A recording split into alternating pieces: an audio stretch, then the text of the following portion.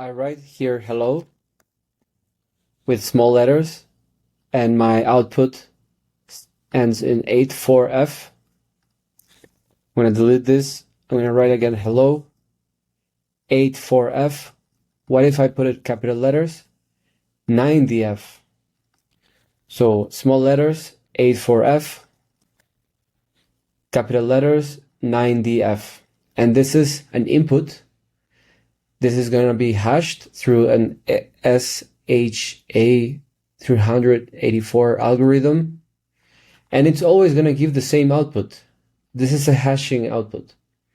So how does this help us to protect our websites, our own security on the browser, and our own web pages? So if we go here, the first thing to understand is that using the same hashing algorithm and inputting the same number of bytes, in this case I put a hello in small letters and in capital letters, the result is that if I have these constants, I'm always going to get the same hash. So you can apply the same concept but with files. Imagine your website has a JavaScript file. You can pass everything that is inside the JavaScript through this hashing algorithm. This hashing algorithm will output a hash. Okay? So every time you change the JavaScript file, you will create and you pass it through this hashing algorithm, it will be a new hash.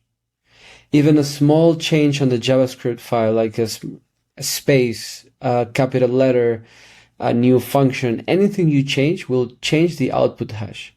And this is how Subresource Integrity actually works. Subresource Integrity, you first deploy your files for creating your website. Let's say your app.real JavaScript file is passed through a hashing algorithm. Every time you pass the same input and the same algorithm, it will create the same hash. You change something, you will have a different hash.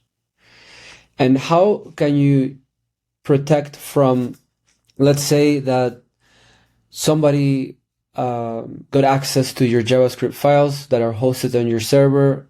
They made some changes, unauthorized changes. And how can you protect your website from loading those potentially dangerous JavaScript files? Well, when you have the script tag, you have the source of the application code, and then you write this attribute called integrity. Integrity equal to the hashing algorithm. Equal to the hashing output that was produced from your original JavaScript file that you originally deployed. Imagine, so if for some reason when you're trying to load your JavaScript file from your web server and that file produces a new hash that is different, then you must make a decision. But why could hashes differ? So for example, the server might be compromised. The CDN might be compromised. There will be MITM injects changes.